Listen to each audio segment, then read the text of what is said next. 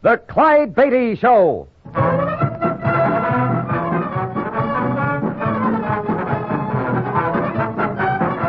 The world's greatest wild animal trainer, Clyde Beatty, with an exciting adventure from his brilliant career. The circus means thrills, excitement, snarling jungle beasts. The circus means fun for young folks and old. But under the big top, you see only a part of the story. The real drama comes behind the scenes, where 500 people live as one family, where Clyde Beatty constantly risks death in the most dangerous act on earth. This master of the big cats has journeyed to Africa and India, hunting down his beasts in their native jungle. All of this is part of the Clyde Beatty story. Mr. Beatty now brings you an exciting adventure which he calls Never Trust a Gilly. During the season, circus people seldom have time to get acquainted with townsfolk. Once, however, the Clyde Beatty Circus played a split week at Miles City. And after the show on the second evening, Jimmy Trotter, one of Clyde's cage boys, strolled uptown and fell into conversation with two pleasant young people who proved to be brother and sister. A little later, growing friendly, they invited Jimmy to their rooms for coffee and sandwiches. But here, after a time, the brothers' attitude changed. Sam, stop it. What are you being so mean to Jimmy for? Look, Marge, you stay out of this. Kid, I said it once and I'll say it again. I never saw anybody connected with a circus who wasn't a grafter. Why the cops ever let a circus in town, I don't know. I guess I better be going. Thanks for the coffee and everything, Marge, but I gotta be getting back to the lot. I'm sorry, Jimmy, but sometimes Sam gets like this. Sure, that's all right. You're not going anyplace yet, kid. I'm not through telling you yet. Hey, take your hands off me. Says who? I said it. I didn't come up here to get in a fight with anybody. If that's what you want, then I'm going. You're staying right here. Like blazes, I am. You... Sam, please. Sam, stop it, please. Get away from me. This is my business. But Sam... You shut up. All right, kid, you're standing there and taking it. I've had a score I've wanted to settle with you birds for a long time. You're all up. You be careful what you're saying. Who's telling me to be careful? I'll show you. Sam! How do you like that? You want more? Give you all the trouble you want and then some. You dirty bully, I'll show you. Well, the kid's got spunk. Maybe I've got to take some of that out of you, kid, like this. Oh! Come on and take it. That was just a sample. Come on and take it. You hit me. I'll show you. I'll show you. Jimmy! No, don't, Jimmy! Come on. Get back on your feet, you rat. You started this. You asked for it. Come on, back on your feet. No, Jimmy, don't. Can't you see he's hurt? He can't get up. Hurt? He's hurt? Wait. Sam, can you hear me? Sam! He's really hurt? He's unconscious. I can't make him answer. I guess I'd better go get a doctor. No, you get out of here. What? I'm sorry. I didn't mean that. It wasn't your fault. He started it, but you better get out. If he comes to while you're still here, it'll just mean more trouble. Oh, but you're sure there's nothing I can do? No. Just get out. Get out. Please.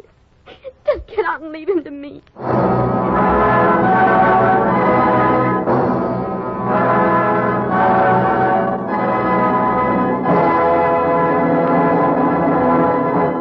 We continue our story in just one moment.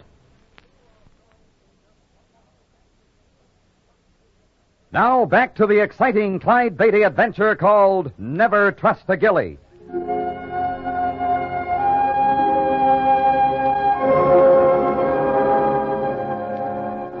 Now, the Clyde Beatty Circus has arrived in the Midwest, and Miles City is 10 days and 1,000 miles behind it.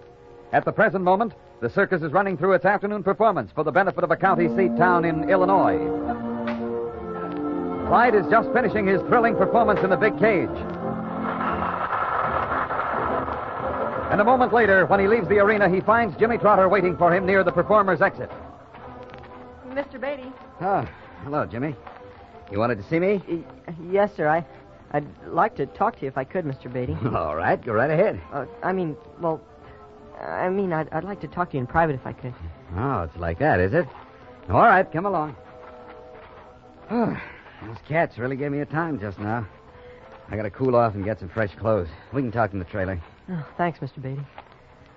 So, you decided to tell me about it, huh? What? You got something on your mind, haven't you? Well, yes, sir. And you've had it there for quite a long time now. I've been using my eyes. Something's been bothering you ever since we left Miles City. What happened back there, Jimmy? Oh, That's just what I wanted to tell you about, Mr. Beatty. Well, What's the matter? I'm sorry, Mr. Beatty, but I guess I'll have to tell you about it some other time. I just now noticed somebody I got to see. Jimmy. I'll see you a little later, Mr. Beatty. Marge. Hello, Jimmy. But what are you doing here? I had to see you. You mean you came all the way from Miles City just to see me? I had to, Jimmy. After you left, something awful happened. What happened, Marge? Sam died. What? That's right, Jimmy. He never came to. He died about an hour after you left the apartment. I thought you ought to know. But what did you say? Didn't anybody ask questions? They asked lots of questions. Who did? First the doctor and then the police. What did you tell them? I told them I didn't know how it happened. But I'd found him that way when I came in. Oh. And they believed you? I'm not sure. I don't think so. They kept coming back and asking me more questions all the time. Just the same old ones over again. That's one of the reasons I quit my job and came here. I don't know, Marge. I kind of wish you'd told them the truth. They couldn't really have done anything to me, could they? I mean, I didn't start it. Just the same, it would have been manslaughter, Jimmy. Yeah, I guess it would. Sam was funny some ways, but he had lots of friends back there. If you'd been arrested, I guess it would have gone pretty hard with you. Yeah, I guess it would. I don't know what to say. I'm all mixed up. You don't have to say anything, Jimmy. Just forget about it. Yeah, I suppose that would be the sensible thing to do. But I just don't like it. I guess you have to, Jimmy. If you told the truth now, you'd just get me in trouble. Yeah, that's right. Jimmy. Huh? I hate to, but I've got to ask you a favor. What's that? I need a job. A job? Maybe you could get me one with the circus. Oh, but what could you do with a circus? We told you that night. Sam and I used to have a hall show. We worked up a tumbling routine. I bet if you spoke to Mr. Beatty for me, there'd be lots of things I could do. Well... You will, won't you, Jimmy? All right, Marge. I'll speak to him right away.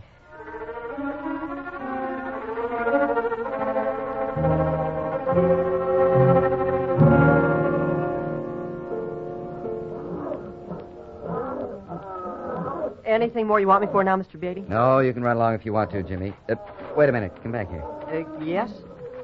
I meant to ask you, how's your new girlfriend like it here with the circus? Girlfriend? She's no girlfriend of mine, Mr. Beatty. Oh? I thought you was. Oh, we're friends, but not that way. Forget it. My mistake. And by the way, you started to tell me something last week, didn't you, Jimmy?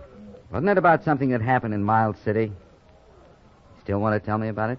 Oh, that was just something kind of silly, Mr. Beatty. I forgot all about it. All right, Jimmy. I can go now? Of course. Well, thanks, Mr. Beatty. Oh, Jimmy. Yes? One thing more. When you're ready to tell me the truth, come on back and see me.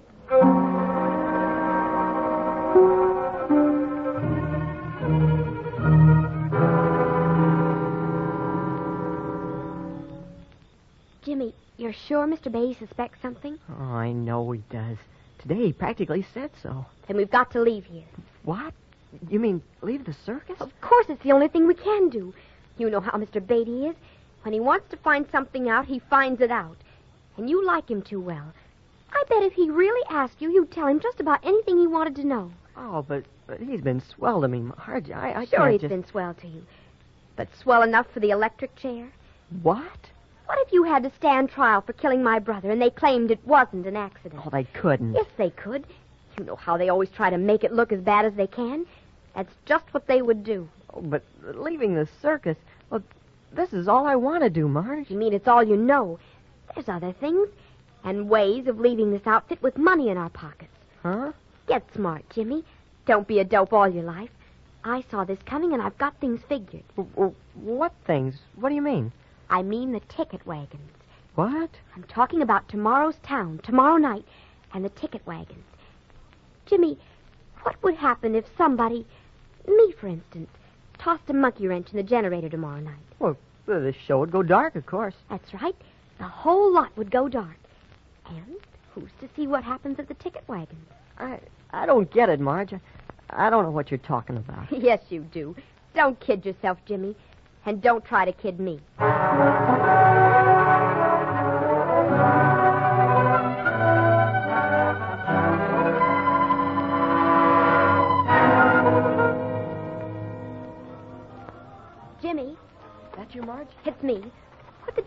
doing way out here?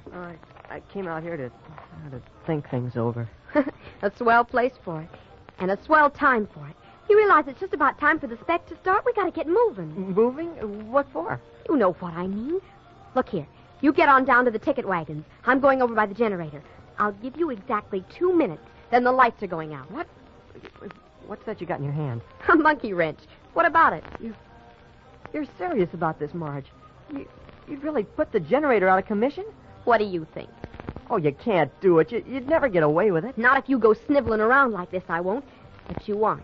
You're going to get down to those wagons and do like I told you. But then we're lighting out of here, and lighting out fast. But Marge, listen.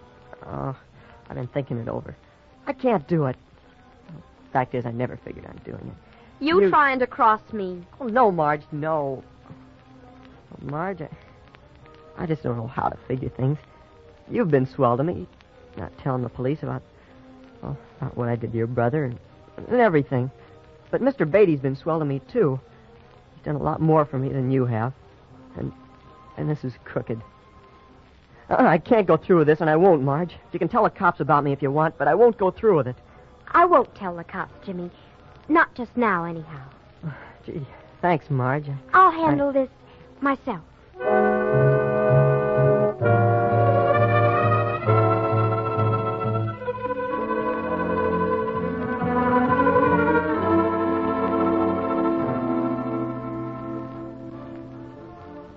Show's just started, Harriet. You want to go over now or stay here in the trailer for a bit? No, I think I'll go over, Clyde. Good house tonight? Oh, it's a good house in this town. They're on the straw. Then I will go over. In just a minute. What's that? Sounded like Jimmy. Sounded as if you were in trouble, didn't it? Yeah, come on. He must be out back somewhere. Oh, you stopped calling. I don't hear him anywhere. He must be somewhere around. Jimmy! Where are you? Oh, Jimmy! Wait. What? What is it? What's that? No, over there by the trees. Come on. Isn't it someone lying on the ground? It's just what I want to see. It's Jimmy. Just a minute. He's hurt? Yeah, but I want to see how badly. Jimmy. He's unconscious, Harriet. Look here at this gash on his head. Oh, that's awful. We'll have to get him to a doctor. Now what? The lights are out. Everything happens at once. Here, you try to see about Jimmy. I'll go see what's wrong. Probably something happened to the generator. Davis. Shots fired. I heard them. It was no accident that the lights went out. Come on.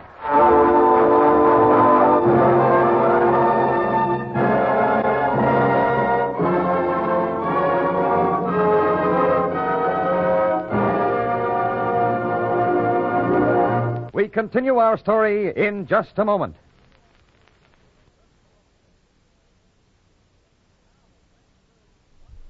Now, back to Clyde Beatty. Clyde deposited Jimmy with the doctor, then hurried on into the big top. Inside, the crowd, alarmed by the failure of the lights, not quite sure whether it had heard shots or not, sat puzzled and half frightened. Clyde hurried to the stand, silenced the band, and raised his voice in reassurance. Will all of you keep your seats, please? There's nothing to get excited about. The lights will be on again in a minute. Here they are now. The show will continue in just one moment. Okay, Harris, get the band playing.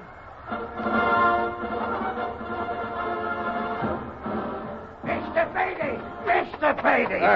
Earl, have you been outside? What happened out there? There's been a holdup. A holdup? Yes, sir. They cleaned out the ticket wagons right after the lights went out. There hasn't been time for much of a check yet, but they must have got close to $15,000. You said they. Do you know who they are? No, sir. Nobody saw anything. Before anyone knew what was happening, it was all over. Call the police. We've already done that. Good, but what about those shots? Was anybody hurt? No, sir. We figured they was fired just to blast the locks off the wagon. You're sure that nobody was hurt? That's the first thing we checked, Mr. Beatty. Good. We can be thankful for that much anyhow. You have any notion who might have done this? I have an idea. Oh? An idea, but no proof. You keep things rolling in here, Earl. I have to have a talk with Jimmy Trotter. When I've finished, I may have that proof.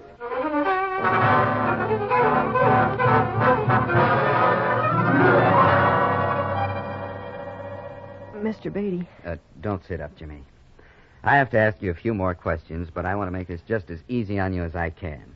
It's a pretty nasty gash you've got there on your head. Oh, I don't feel so bad. I guess it looks worse than it really is. Fine, I'm glad to hear it. Now then, to get back to Miles City and this fella Sam you told me about, You've told me everything about him that you can remember, have you? Yes, sir. He hated circuses, so. Oh, you've had a big load on your mind these last few weeks, Jimmy. I wish you'd come to me with it before. So do I now, Mr. Beatty. That one day I was going to. And then I saw Marge. I mean, the day she showed up. I thought she might have something to do with it. She persuaded you not to say anything, huh? Yes, sir. Oh, besides, well, she lied to help me. I was afraid if I said anything, it would get her in trouble. So now you're in worse trouble. I think you'll find the truth is best at all times. Did you ever let Marge think you'd help her in this holdup, Jimmy? Oh, no, sir, I didn't. What I mean is I didn't have to. She just sort of took it for granted. Oh? Well, she thought she had so much on me, I'd have to. Must have surprised her when she learned you wouldn't. Exactly what happened tonight, Jimmy? Well, there isn't much to tell, Mr. Beatty. She was going to do something to wreck the generator. She came to me and told me to get down to the ticket wagons. I told her I wouldn't have anything to do with it, and I started to walk away. Is that when she hit you? Yes, sir. I guess if she'd been a man, I would have been looking out for something like that. But her, well, I never expected it. Then what happened? Well, the first time, she missed my head and hit my shoulder. That's when I yelled for you. I guess you heard me. Yeah, we ran out of the trailer, but when we found you, you were unconscious. The second time, she took better aim. I should say she did. Do you know if there was anybody else in on this? No, there couldn't have been, Mr. Beatty. If there had been, she'd have told me about it. Like I said, she never figured I wouldn't help her. Never trust a Gilly, Jimmy. Huh? It's just a saying among circus folks. A Gilly's anybody outside the circus. I'll remember that. Well, I don't know just what we're going to do about your problem. That affair with Sam, I mean. But I promise I'll help you all I can. Now, I think I'd better let you get a little rest. Good night, Jimmy. Tomorrow I'll... Mr. Beatty. Yeah? Oh, never mind, Mr. Beatty. I guess it's something I can tell you later. Sure, you get a good sleep. I'll see you in the morning.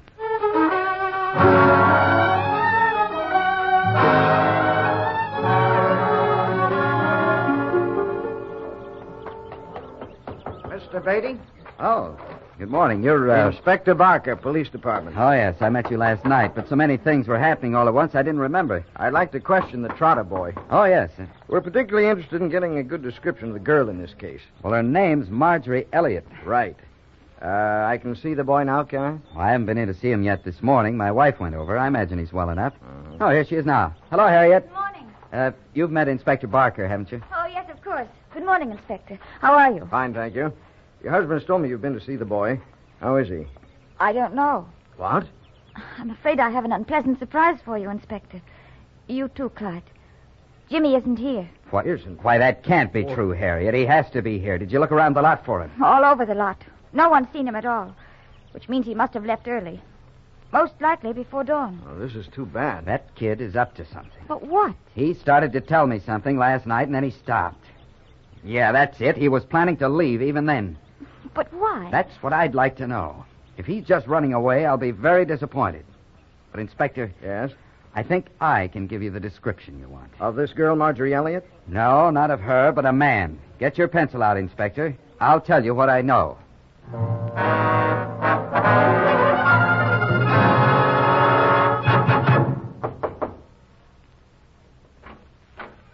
Hello, Marge. Oh, no, you don't. I'm coming in here. You! Where did you come from? I've been riding the rods all the way to get here, Marge. I want that money. But And I want it now. I'm pretty mad about the way you hit me that night, Marge. You might have killed me. I guess you didn't care whether you did or not. So if you don't get that money and give it to me quick, maybe I won't care what I do. But how did you know this is where I'd be? That was easy, Marge. I just figured you'd go where you were sure I wouldn't. After what happened to Sam here that night, I knew you'd figure I'd never come back here again. But I fooled you, didn't I, Marge? I did come back. And I still want that money. I could kill you. You're almost dead. The money, Marge. Oh, no, you don't. Oh, let me go! You give me that money, or the only place you'll go is down to see the cops. You wouldn't dare. Wouldn't I? Why not? I'd tell them about Sam. I've already told Mr. Beatty, so what difference does it make? Told Mr. I'm not here to fool around, Marge.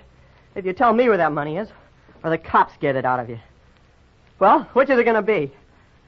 It's in that closet, in a little leather handbag. Good.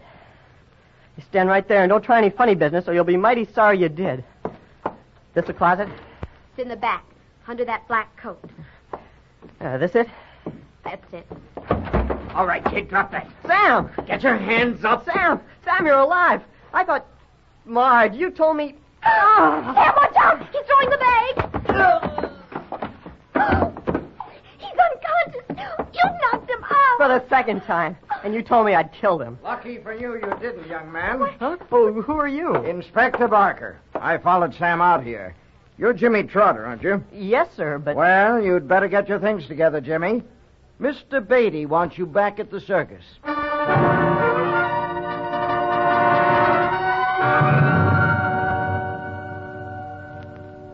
Well, that's the whole story right up to the time Inspector Barker got there, Mr. Beatty. And it's quite a story. But have you checked the money?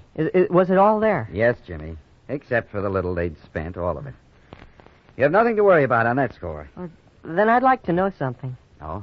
What's that? Well, how did Inspector Barker know how to find me? I was clear out at Miles City. You told him. What? Me? Sure. When you described Sam to me that night, you were hurt. Afterwards, I got to thinking about everything that had happened, and I got to wondering if you really had killed Sam. It began to remind me too much of a stunt that confidence men pull occasionally. You mean making me think I'd killed Sam? Huh? Yeah.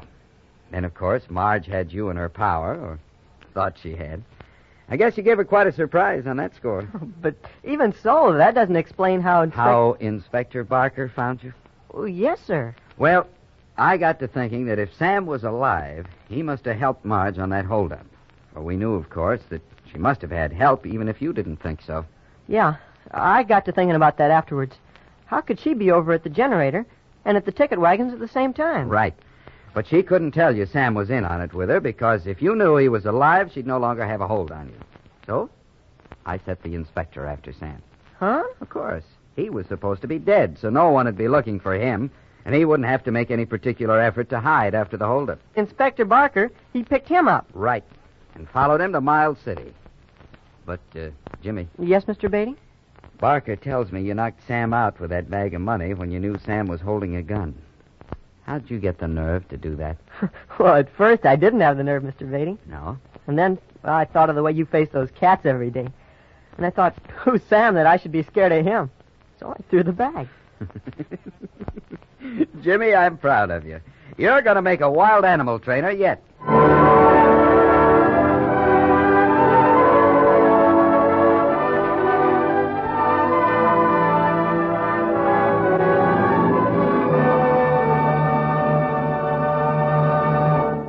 Clyde will return with a word about our next exciting story. But now, a message of interest to all of us.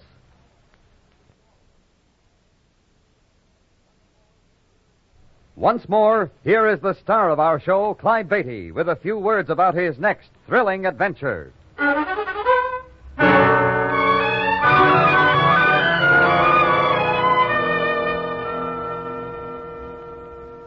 Harriet's and my favorite sport is deep-sea fishing.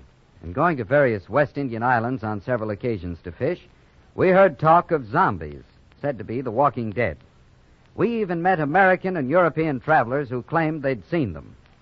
But our own experience with a zombie occurred on a visit to the island of St. Lucia in the British West Indies, where we were hunting the deadly snake called the fer de lance for exhibit with our wild animal show.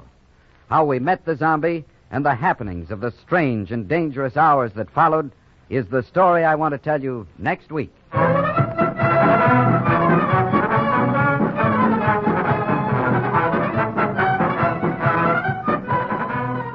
All stories are based upon incidents in the career of the world-famous Clyde Beatty and the Clyde Beatty Circus. The Clyde Beatty Show is produced by Shirley Thomas. Never Trust a Gilly was written by Gibson Scott Fox.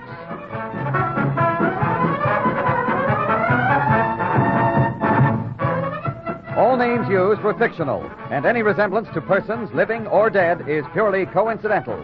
This is a Commodore production.